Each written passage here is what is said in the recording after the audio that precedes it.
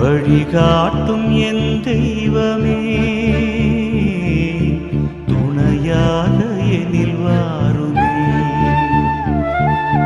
நதி மீது அலைந்தாடும் மகள் போலவே கதி ஏதும்